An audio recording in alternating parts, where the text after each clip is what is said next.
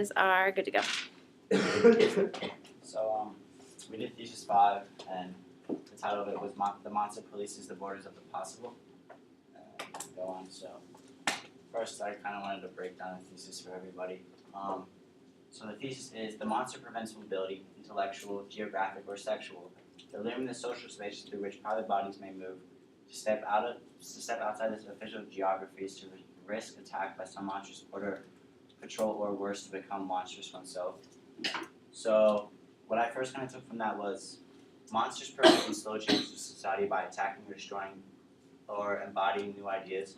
And the example that Cohen used in his paper is on page 14 about the Cyclopses in Greek society, where they live an individual life and they don't really interact with the rest of them.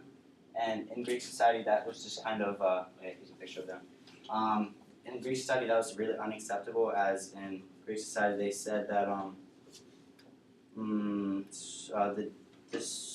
the dissociation leads from community leads to a rugged individual, and that in Homeric terms can only be horrifying. So they leading and stepping outside of these borders and like normal C4 Greek societies would kind of cause them to be labeled as cyclopses or monsters. And that was the prime example he used for that. Sets or fixed boundaries that are not to be crossed. That's another kind of theme that he mentioned in his thesis, that, for example, miscegenation, like mixture between different races, was unacceptable back in those days, and oftentimes people were labeled as monsters for doing it. One of the examples that I chose was the Beauty and the Beast. The mixture of kind of a normal human being with a monster didn't allow them to kind of express their love for each other like freely, and they had to kind of hide themselves from society in their eyes of society, or else they kind of would have been shunned as well. And crossing these fixed boundaries can result in being labeled a monster, and that's witches too, who kind of they worshipped the devil and stuff like that, which was unacceptable in society back then. So they were automatically labeled as a monster, and that just kind of embodies the whole argument that he says his thesis is that stepping outside will kind of cause you to be labeled, and that's why you just shouldn't do it. So society is using monsters to create a warning for those who would do stuff that society doesn't perceive as good intentions, that kind of thing. Yeah, kind of reins in that. And then also, Dracula, our example, he's attacking Mina and Lucy, who kind of exemplify the new woman.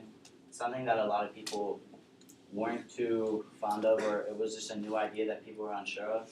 And him attacking them and turning them into vampires and monsters themselves kind of shows that they were stepping on the boundaries and that it was unacceptable for society of those days. And then important quotations from the text, not from Dracula, but from this text. The monster's destructiveness is really a deconstructedness and threatens to reveal that difference originate in process rather than fact. This means that instead of us actually being different from, let's say, monsters or just races themselves, monsters plan to reveal that we actually just label them differently, and that they're actually not differently fundamentally, that we're actually all made of flesh and bone. And that's just something I kind of took as important from it. The monsters are here, or do you want to add? The monsters here representations of other cultures, generalized and demonized to enforce strict sameness. So upon bringing a monster, they're usually from another culture and they're not sort of from the same culture. And to show that the group should be the same and use similar likings and that kind of thing. So that's kind of like the Greek society. And then this one I thought was really important. Every monster in a way is a double narrative, two living stories. So one that describes how the monster came to be, and that can be through, for example, and then the second one is testimony detailing what culture uses the monster served. So an example was on page 15, actually it was not 15, it was page 14, I'm sorry. Merchants back in days intentionally disseminated maps depicting sea serpents like Leviathan at the trade routes in order to discourage further exploration and monopolies. So people use monsters to keep people in borders that have already been defined. They did it so that people wouldn't go outside of them. They did it for their just own to scare benefit. them. Yeah, it was for their own benefit. Monster skeletons will be used for that. So, a kind of herdsman is monster delimits the social space through which cultural bodies may move. And in classical times, for example, validated tight hierarchical system of naturalized leadership and control wherever men have a functional place. So again, it goes back to the fact that the monsters society together and form a bond of togetherness because they don't want society to become a monster. They don't want people to become monsters by going outside the borders of society. So. And the conclusion to this whole thesis was the monster is transgressive, too sexual, perversely erotic, a lawbreaker, and so the monster and all it embodies must be exiled or destroyed. This kind of wraps up our whole book, Dracula, right there in one sentence. Dracula is transgressive, he breaks laws, he's sexual. All these notions that 20th century kind of Great Britain frowned upon and didn't want in their society. So together, Van Helsing, Seward, and Harker, and also Mina, all of them kind of worked together to destroy and exile him in a common cause. And then that kind of leads us good into our next slide. So Dracula attacks women, which he attacks the new woman, which shows the new ideals and progress, and that would be Lucy and Mina. So he attacks them to shows that the monster is attacking people that are breaking the societal boundaries. And vampires represent I can't pronounce it, lascivious behavior. And three had bright white teeth that showed like pearls and with their voluptuous lips, and that would be the three vampire women that Harker experiences. And again, it's very sexual, and it's showing that vampires can be sexual and trying to entertain. So, come to me, leave these others, and come to me. My arms are hungry for you.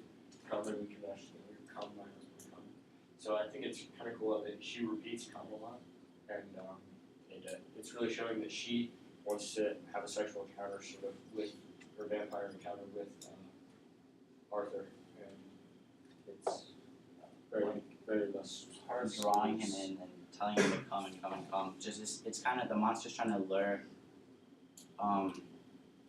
Arthur out of the society boundaries that have been set by the monster, and that's kind of what the monster's goal is in a way. And then here's just another same thing. The desire that monsters represent, the too sexual, just what we kind of don't want in our society, and that's just what they exactly represent. That's just another one. So, and Dracula also established strict social bonds. So he creates a brotherhood of men, and he binds guys together that want to go out and kill the vampire. And they also think that Mina shouldn't be part of the bond, and that she and it does kind of end up being a little bit of a problem for them. But it's like, let us men do the work. So, and then Mina and Lucy, on the other hand, they create a bond between them, female and female. And we've told all our secrets to each other. Since we were children, we have slept together and eaten together and laughed together. So it shows that it really it separates the two sexes into spending time with each other and not intermingling, which is what society was kind of into back then. And also to kind of hide these emotions from the other one, which kind of goes back to we cried together, so they were able to express their emotions with each other, and the men also were able to express and kind of fear together when they didn't want her to be around, because homosocial means same-sex bond, like same-sex bond, yeah. So Jonathan would be miserable if he knew I'd been crying. Mina is just trying to hide her, like, kind of her fear and her newfound weakness from Jonathan, because she knows that mixing the two different genders would just be unacceptable and could just also be a problem later on, and they just try to avoid that. So that's kind of how we related it back to Dracula and stuff like that. Are we supposed to ask people if they have questions now? No, you're good. All right. Thanks, guys.